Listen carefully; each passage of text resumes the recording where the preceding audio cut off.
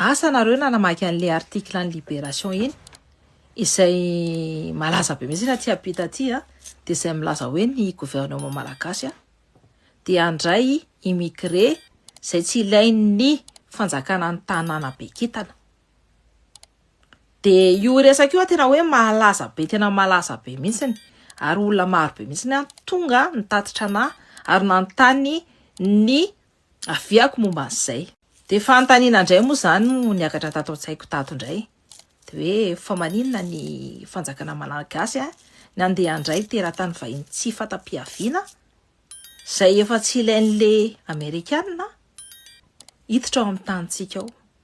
Hitantsika tsara ny situation politique ao Madagasikara fa tsy favorable mihitsy ny hoe idiran'ny teratany vahiny izany eo amin'ny tanintsika. Tsy priorité mihitsy izany ny idiran'ny teratany vahiny eo amin'ny tanintsika. Io efa mampiteraka taitaina sy oriori ao anatin'ny sain'ny malagasy tsirairay avy. Dia apiditra problème indray izany. Surtout efa maro be ny problème ao amin'ny tanintsika ao. Ara-sosialy, ara-économique, surtout ara-politique. Marina fa antsika malagasy dia kristianina. Dia manokatra amin'ny varavarantsika foana. Fa amin'ity toetra ratsy kosa dia aleo hidiana ilay varavarana ny malagasy rehetrarehetra mihitsy. En tout cas ny malagasy izay miresaka amiko rehetra dia tsy manaiky mihitsy ny hidiran'ireo teratany vahin'ireo ao amin'ny tanintsika. Satria mbola be ny défi miandratsika malagasy sy ny tanintsika Madagasikara.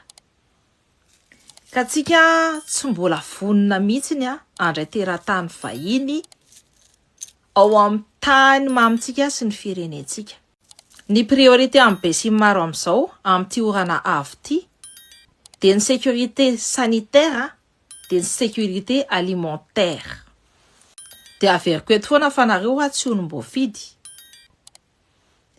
Dia tsy ao anatin'ny prérogative ny gouvernement d'intérim Maniratsalama, présiden'ny Rakolonely, ny manapa-kevitra momba ny fidiran'ny ireo olona izay tsy fatam-piavianareo ao amin'ny tanintsika satria io dia mikasika ny souveraineté nationale.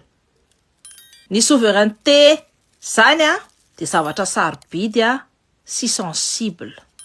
Dia matoky anareo amin'ny fitondrana izay malagasy tsy hamadika ny Madagasikara soanay. Madagasikara dia tany-drazana, tany sarobidy, dia masina sy soa.